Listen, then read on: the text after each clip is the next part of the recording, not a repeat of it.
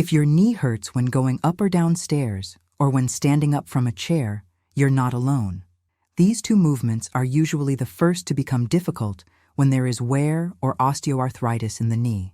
And what many people do, trying to protect themselves, actually ends up making the pain worse without realizing it.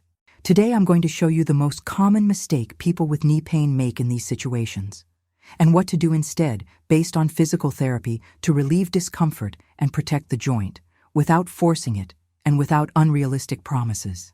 Many people notice this knee pain first in very specific situations. Climbing stairs starts to require more support from the handrail. Going down feels unsafe. And standing up from a chair becomes a planned movement, done slowly, almost always using the hands to help.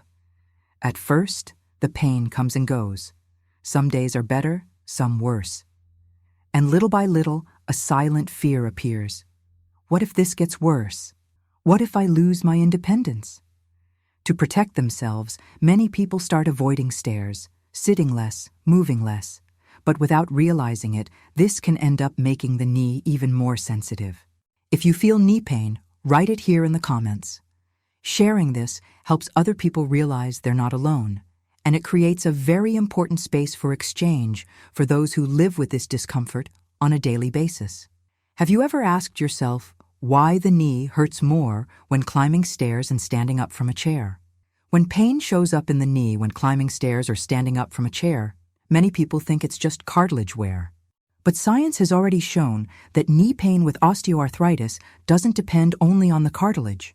Studies show that people with the same degree of wear can feel completely different levels of pain. Some feel a lot of pain, others almost none. This happens because pain is much more related to how the joint is being loaded than to the wear itself. When climbing stairs and standing up from a chair, the knee can receive a load of 3 to 5 times body weight. Research in biomechanics shows that when the thigh and hip muscles are weak or uncoordinated, this load becomes too concentrated inside the knee, and pain appears. Current guidelines in physical therapy and rehabilitation show that avoiding movement does not protect the knee. On the contrary, less movement leads to more loss of strength, more instability, and over time, more pain precisely in tasks like stairs and standing up from a chair. That's why today science no longer talks about completely sparing the knee, but rather about learning how to use the joint better, distributing the load with help from the right muscles. Mistake 1. Avoiding putting weight on the knee when standing up and climbing stairs. The first very common mistake in people who feel knee pain when climbing stairs or standing up from a chair is trying to completely take the weight off the knee. The person starts pulling with their arms, shifting the whole body to one side, always using the same leg, or pushing the knee outward, thinking they're protecting it. At first, this can seem to help, because it reduces pain in that moment. But over time, this behavior causes the knee to lose even more strength and control, and it can even create imbalance, leaving one leg much weaker than the other. Science shows that the knee needs to learn how to receive load in a well-distributed way, with help from the thigh and hip muscles. When a person avoids loading weight properly, these muscles stop working, and the joint becomes increasingly overloaded in the same spots. That's why many people notice that even avoiding stairs or always using support to stand up from a chair, the pain doesn't improve, and sometimes even gets worse. The problem isn't the knee receiving weight. The problem is receiving weight without preparation, without control, and without help from the right muscles. Mistake 2. Avoiding bending the knee in daily life for fear of more wear. The second very common mistake in people with knee osteoarthritis is avoiding bending the knee in daily life out of fear of wearing out the joint more. The person starts getting in and out of the car, almost with a stiff leg, avoids squatting even a little, doesn't bend the knee to pick something up low, and does everything trying to keep the leg as straight as possible. This behavior may seem logical, but in practice it ends up harming the knee. Studies show that the knee needs to move within safe ranges to keep the cartilage nourished, the muscles active, and the joint functioning better. When a person avoids bending the knee for long periods, it loses mobility and tolerance to movement. Over time, when bending is required, to sit, stand up, or take a bigger step, the knee reacts with pain because it's no longer used to that movement. In other words, the problem isn't bending the knee. The problem is completely stopping bending it and then suddenly demanding it. The knee responds better when movement is frequent, controlled, and within limits, not when it's avoided out of fear. Mistake 3. Strengthening only the knee and ignoring the hip and the rest of the body. The third very common mistake in people with knee pain due to osteoarthritis is thinking the problem is only in the knee and trying to solve everything by strengthening just that joint. The person may even do exercises, but focuses only on squeezing the leg, straightening the knee, or working the muscle at the front of the thigh, without paying attention to the rest of the body. The problem is that the knee doesn't work alone. Studies show that weakness in the hip, especially in the gluteal muscles, causes the knee to take on more load than it should when climbing stairs, standing up from a chair, and even when walking. When the hip doesn't help, the knee compensates, and it hurts. In addition, lack of trunk control and balance also overloads the joint. The body loses alignment, movement becomes faulty, and the knee ends up paying the price. That's why strengthening only the knee, in isolation, often doesn't resolve the pain, and in some cases even irritates the joint more. The knee works best when the entire system around it is working together. A strong hip, a more stable trunk, and well-coordinated movement make a much bigger difference than focusing only on the knee. Now that you understand the most common mistakes that end up making knee pain worse, it's easier to see why many attempts don't work. But before moving on, it's important to make one thing very clear. Knee pain can have many causes. Osteoarthritis is one of them, but it's not the only one. That's why when pain is persistent, intense, or comes with swelling, instability, or progressive worsening, it's essential to see a doctor to investigate the correct cause. Likewise, guidance from a physical therapist makes a big difference because every knee has a different history. A professional can evaluate your specific case and recommend the most appropriate movements for you, respecting your current condition and limits. That said, when knee pain is related to wear and how the joint has been used in daily life, the exercises I'm about to show you often help a lot. They're not impact exercises, they're not sudden movements, and they don't require excessive force. They're movements used in physical therapy to help the knee regain confidence, improve function, and make tasks do everything calmly, respecting your limits. The goal here is not to feel pain, but to feel the movement becoming more organized. Exercise 1. Controlled sit to stand. Let's start with an exercise that works exactly on what bothers most people in daily life. Standing up from a chair, and that also prepares the knee to climb stairs more safely. Sit on a firm chair with your feet supported on the floor, about hip-width apart. If needed, use a slightly higher chair. Before standing up, lean your torso slightly forward, as if bringing your nose toward your feet. This helps distribute weight better and reduces overload on the knee. Now, push the floor with your feet and stand up slowly without using momentum and without locking the movement. Use your arms only if you need to. That's perfectly fine. To sit back down, reverse the movement. Lean your torso slightly forward and lower yourself with control without dropping into the chair. Repeat this movement 6 to 10 times at your own pace. Important explanation. This exercise teaches the knee to accept load with help from the thigh and hip muscles instead of concentrating everything inside the joint. Science shows that this control during standing up, and especially during sitting down, reduces overload on the knee and improves function in people with osteoarthritis. Precautions. If you feel strong pain, reduce the depth of the movement or use more support with your arms.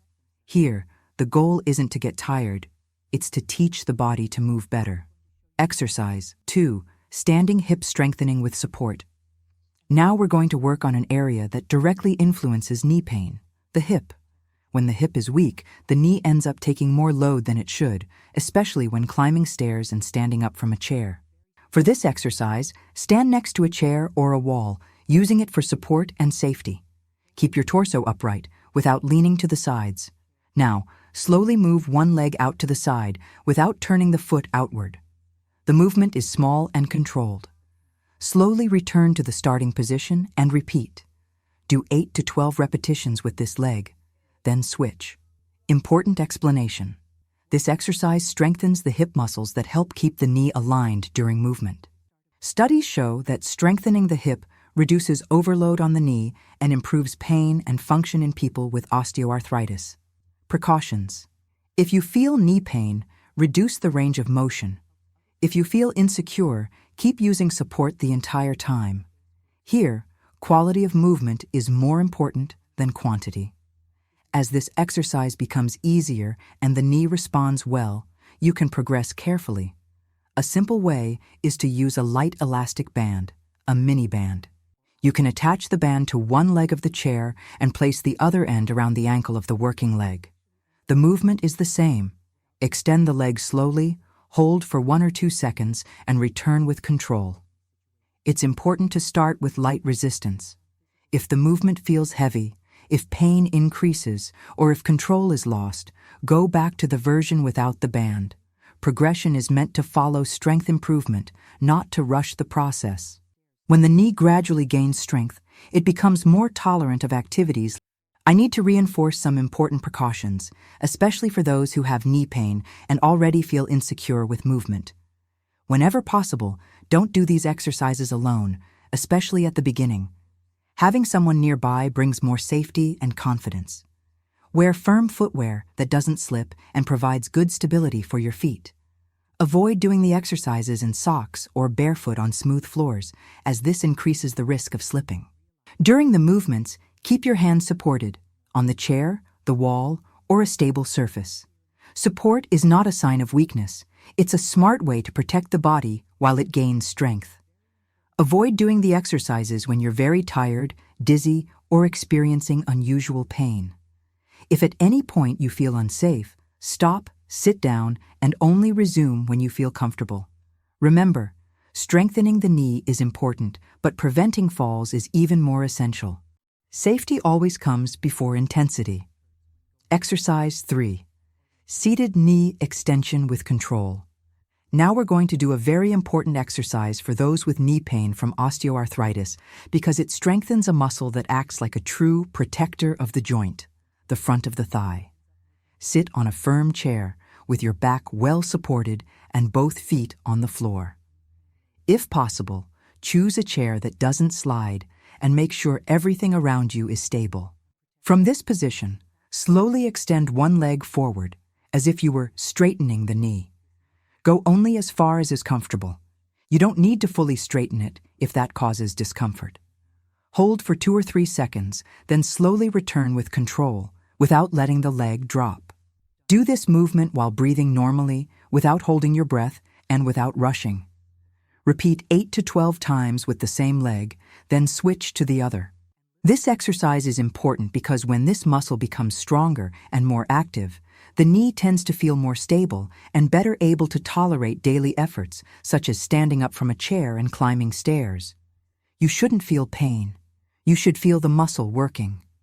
Progression with mini band, when it feels easy and well controlled. As you gain strength and this exercise becomes comfortable, you can safely progress by using a light elastic band, such as a mini band. You can attach the band to one leg of the chair and place the other end around the ankle of the working leg. From there, the movement is the same. Extend slowly, hold for 1 or 2 seconds, and return with control. Always start with light resistance. If the movement feels heavy, if pain increases, or if you notice you've lost control, go back to the version without the band. Progression exists to follow the body's improvement, not to rush the process. For these exercises to truly help in your daily life, the most important thing is how you use this sequence. You don't need to do everything for a long time. In general, 5 to 8 minutes are enough when the movements are done calmly and with attention. You can start with the controlled sit-to-stand exercise, then move on to standing hip strengthening with support, and finish with the seated knee extension. This order helps the body distribute load better and prepares the knee for daily activities. Ideally, do this sequence 3 to 5 times per week, always respecting how the knee responds. On more sensitive days, reduce repetitions. On better days, keep the pace without overdoing it. Remember, consistency matters more than intensity. These guidelines are educational in nature and do not replace an individual medical or physical therapy evaluation. If this content helped you better understand your knee and move with more safety, I invite you to subscribe to the channel and leave a comment telling me which exercises you're going to start doing today. Here, the focus is on taking care of the body with respect, especially after your 50s and 60s. And in the next video, we're going to talk about something that has a big influence on knee pain and that many people ignore: posture. You'll understand what to adjust in your daily life to relieve overload on the joints and move better, without stiffness and without back pain. If posture and back pain are something you feel you need to improve, I'll see you in the next video.